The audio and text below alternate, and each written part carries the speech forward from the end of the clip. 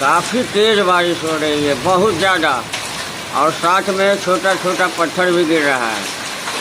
आम का जो भी मंजर होगा वो समझिए 90% जो है वो बर्बाद हो जाएगा।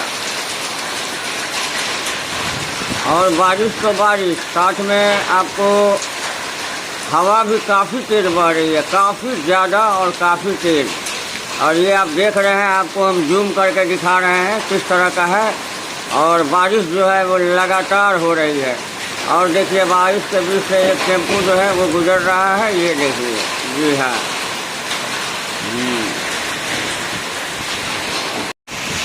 ये देखिए छोटा छोटा पत्थर काफ़ी है, ये देखिए। हाँ, ये देखिए पत्थर। हाँ।